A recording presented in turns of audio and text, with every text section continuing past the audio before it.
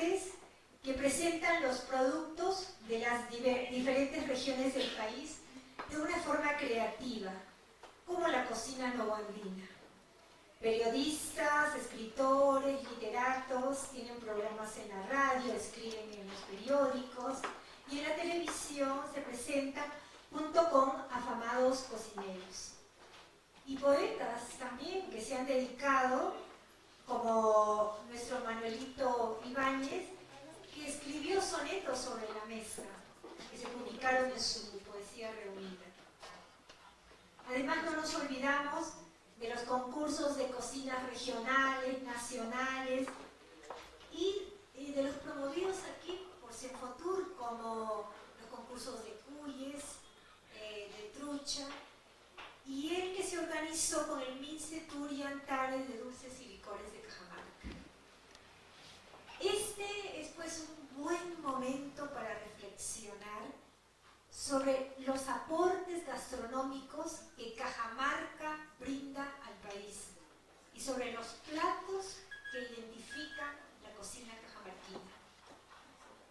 Para los estudiosos, las cocinas tradicionales se pueden identificar como prácticas que incluyen una selección de alimentos básicos, un modo de preparar los alimentos, el uso frecuente de ciertos aromas y aderezos, y de reglas, y la adopción de una variedad de reglas y combinaciones aceptadas para los platos de días de fiesta, para el diario, etc.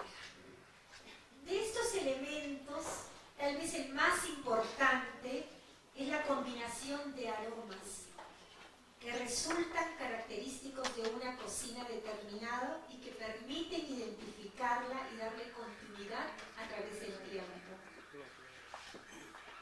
Estos principios de condimentación, aunque supongan un porcentaje pequeño de toda la ingesta total de alimentos, por su distintivo sabor y uso reiterado, juegan una función importante en la identificación de cualquier plato como propio de una cocina particular.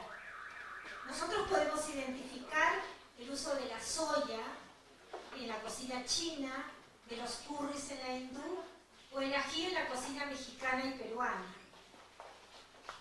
Su importancia cultural se pone de manifiesto en el hecho que muchos migrantes continúan usándolos a pesar de las dificultades de su aprovisionamiento y de los altos precios que pueden alcanzar en otros países.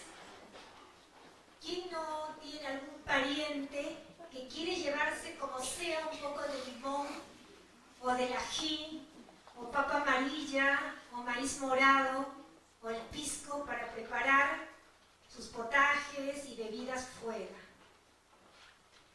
Diferentes autores consideran que una comida nacional o local es aquella que es normal y que precisamente porque es normal no es considerada como una expresión de individualidad, sino más bien como un aspecto de identidad grupal.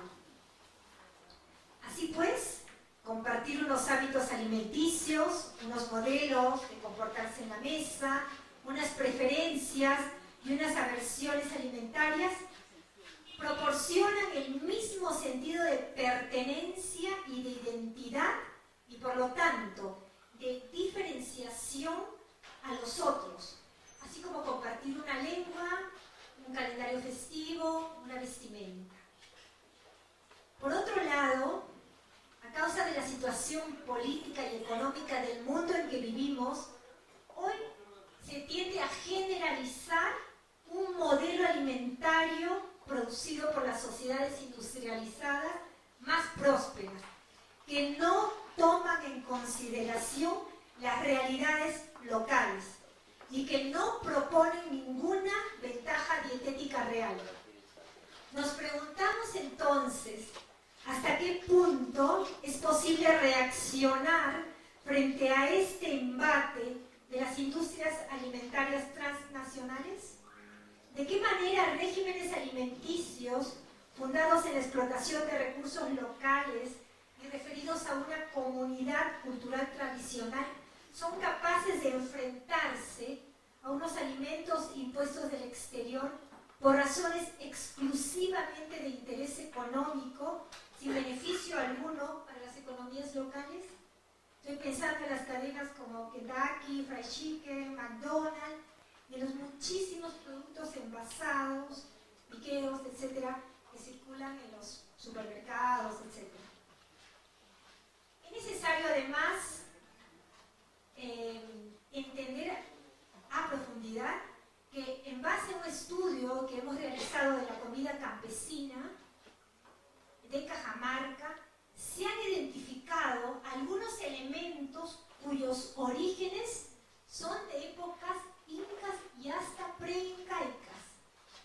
Por ejemplo, las técnicas culinarias de hervir, de asar a la parrilla, al rescoldo del fuego, entre las cenizas, en las brasas o en los hornos de piedra, el fermentado para las chichas y la cocción de alimentos envueltos en hojas como humitas y tamales, el asoleo para las ocas, la congelación para el chuño, el trueque o intercambio de productos y la yapa, que es un nombre quechua que se denominaba al gesto de generosidad y buena voluntad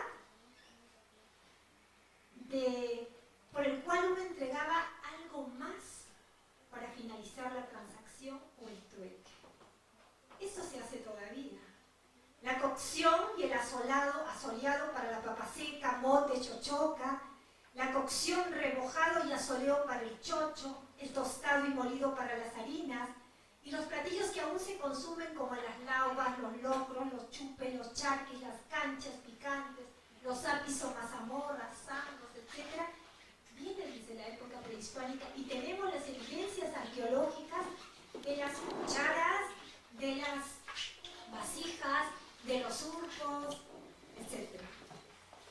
En esta tertulia, y entendemos por tertulia una reunión de personas que se juntan para discutir, conversar o compartir algún pasatiempo, queremos conversar sobre las comidas tradicionales de Cajamarca y su historia.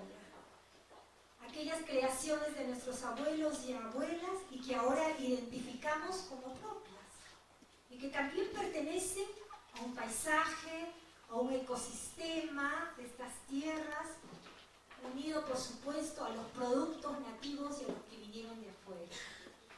Nos hemos pues reunido esta noche para reivindicar el placer de la mesa, el derecho a disfrutar de los sabores y de la calidad de los productos de la tierra, así como los conocimientos y las técnicas y el saber hacer que les acompañan.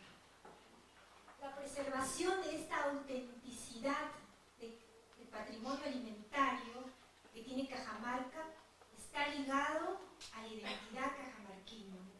Implica para todos un compromiso, porque ofrecer alimentos y platos vinculados a identidades locales, estamos destacando así la singularidad de la región. Por lo tanto, es importantísimo y fundamental en estos momentos propiciar esta reflexión colectiva para hacer un inventario de este patrimonio que posee Cajamarca. Los sándwiches de mechado, de la espumosa, las humitas de salas que todos conocemos, el dulce de chiclayo de la señora Irene Agüero de Jesús, el turrón de leche, una receta rescatada de las bisabuelas por Pilar Cacho Tejada, la cuarta generación que sigue haciendo este turrón, y un pancito que don Alejandro Vélez nos ha traído, y justamente él nos va a hablar de los panes, las caucerías y las chichas en Cajamarca.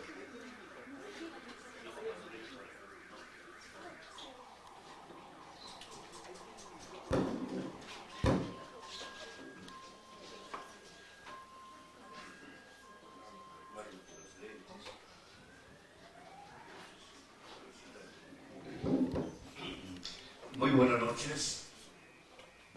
compañeros. Antes de iniciar en breve sobre un pequeño tópico como costumbre en Cajamarca, quiero saludar y en principio felicitar a la señorita Marcela por esa inquietud que siempre tiene por hacer conocer lo que es Cajamarca.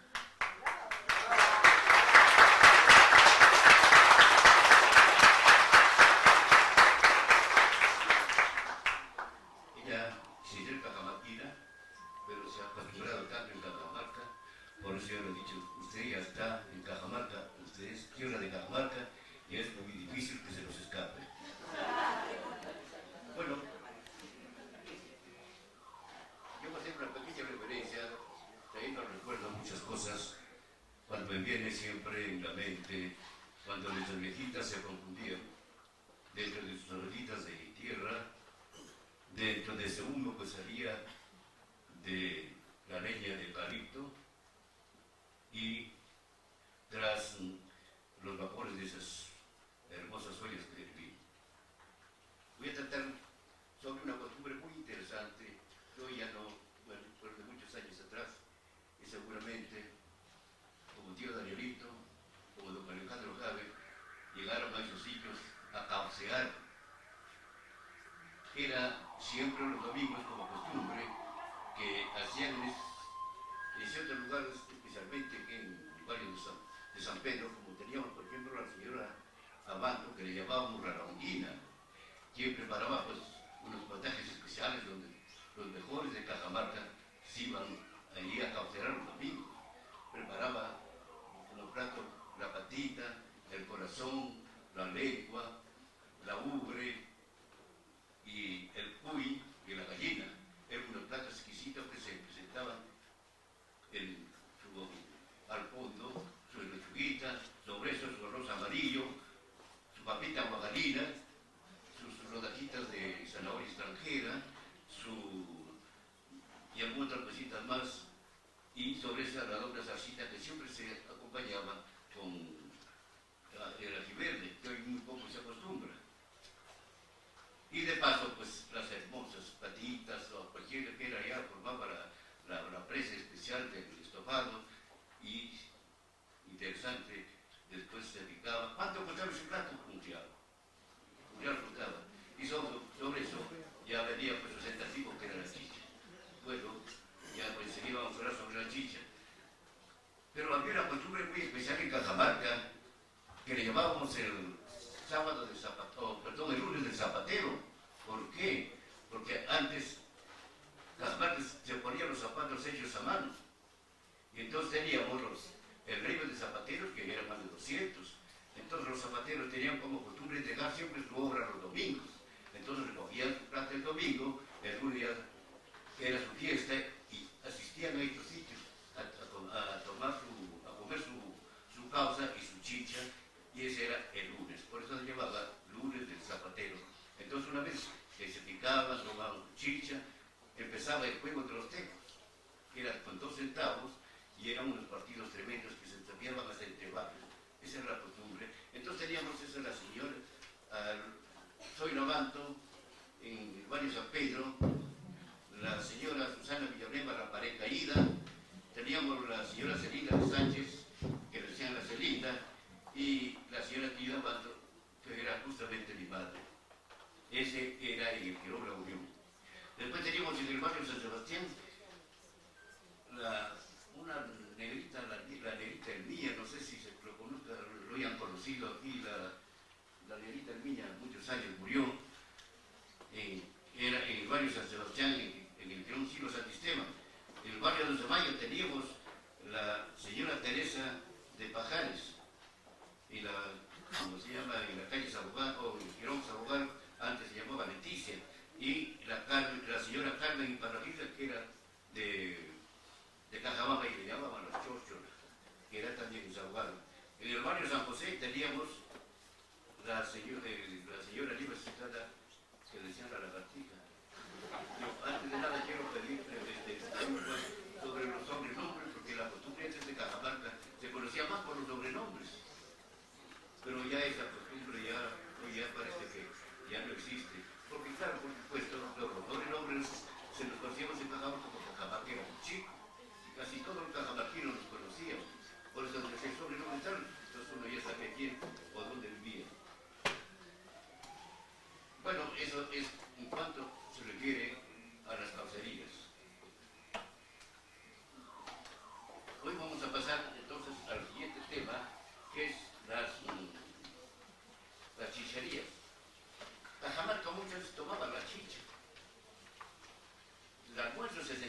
chicha y todo el mundo tomaba chicha.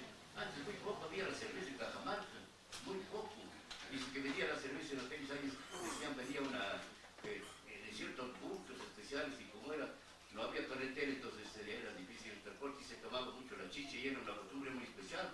Sabemos, según los historiadores, que en el tiempo de los incas y de los, como se llaman, los mochicas y todo lo que era la cultura colombina, tomaban la chicha y eran hombres fuertes, y allí que se veía pues que un chasqui se ría de Pacasmayo a las 6 de la mañana y a las 6 de la tarde el Inca Tabaco estaba comiendo pescado fresco, porque eran fuertes, eran corridos, porque tomaban mucha chicha, se dice que hasta generalmente tomaban un promedio de 3 litros diarios cada individuo en el tiempo precolombino, según los historiadores. Entonces aquí tenemos las chicherías. También era una costumbre que, como digo, en Cajamarca, todo el mundo tomaba chicha. Y había sitios especiales donde se preparaban las chichas y allí asistían los que deseaban tomar, o en su defecto llevaban en sus carritas de aporcelanadas, color blanco, cada cual al aceptar su almuerzo, generalmente su almuerzo. Entonces teníamos, por ejemplo,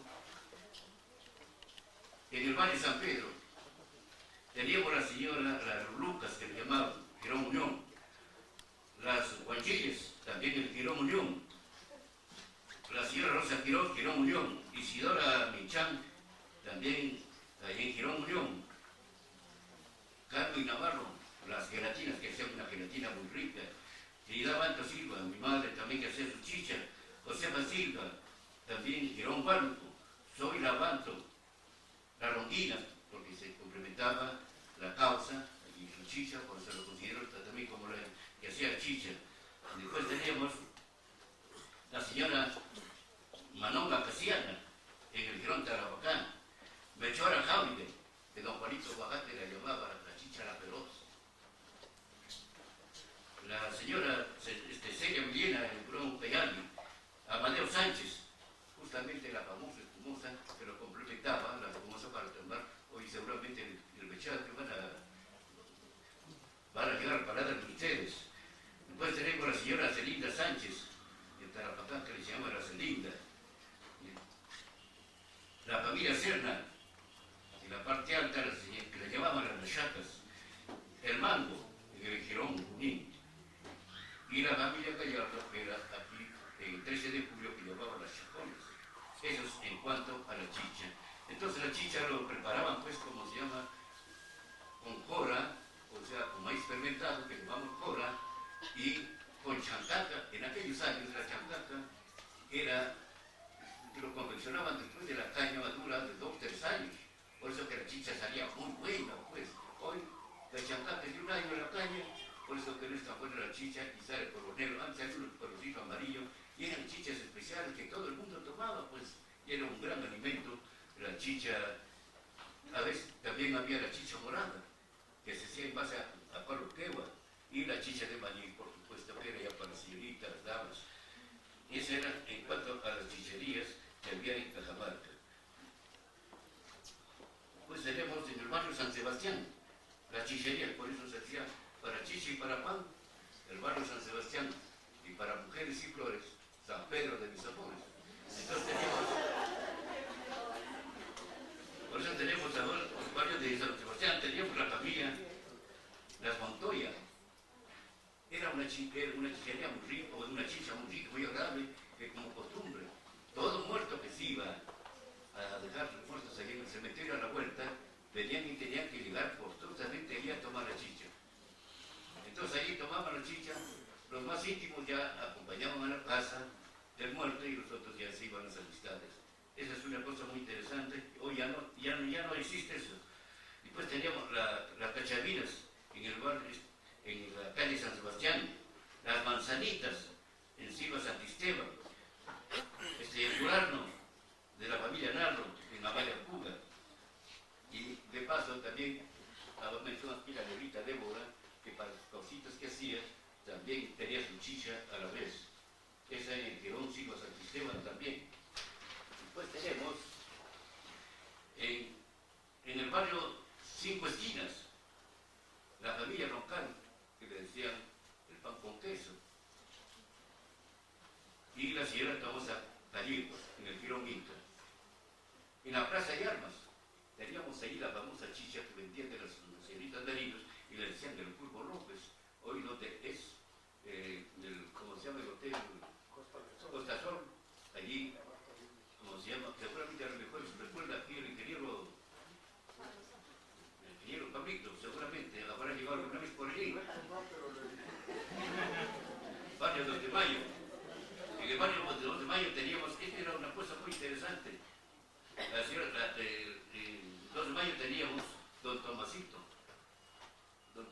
Merino, que quedaba en la misma esquina entre Girón 2 de Mayo y Girón Amazonas. Soy de la familia de su casa. Allí era la chichería, en la misma esquina. Después teníamos la señora Julia Cabrera, la frequita. ¿Por qué le decían la frequita? Porque hablaba así, la chichita frequita, decía, de ahí salió el nombre de frequita. Vamos a la frequita y nos sigo después. Después tenemos, estamos en la señora Teresa de Pajares, se llamaba Los Pomitos. Encarnación Bacón, Los Cotitos. La señorita Zoila y Marina Merino, 2 de Mayo, que era la chicha especial, muy rica, muy agradable, y donde tenía también don Tomasito aquí, donde en la esquina que acabo de referir. Y por último la señora Carmen Iparraguirre, la Chórchola. En el barrio San José teníamos la señora María Cabrera, que le llamaban la señora María Galarreta en Miguel Iglesias. La señora Julia Cabrera, la Talega Verde, que le llamaban. La señora Trinidad Guerra, en Zabogal. La señora Juana Marchena, en Chepén. Santos Cabrera, la Santa Santos. Fausta Portal, Marañón. Y al último una había que no podía el nombre, pero decían la Mula Bravo.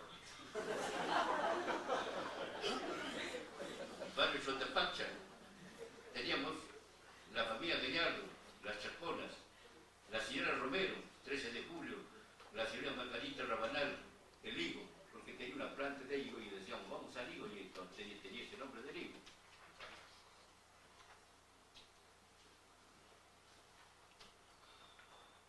Y al final teníamos el 13 de julio al señor Gil Vázquez. Barrio Samana Cruz, teníamos la chichería de las Pedreras, que queda en el Girón de Miguel Cartuce. Y era, decían las Pedreras, el sobrenombre, bueno, no he podido conseguir el nombre. Barrio Problemo, teníamos la señora Dolira Cabrera, la famosa chicha La Portal, exquisita, que todo el mundo se iba a tomar.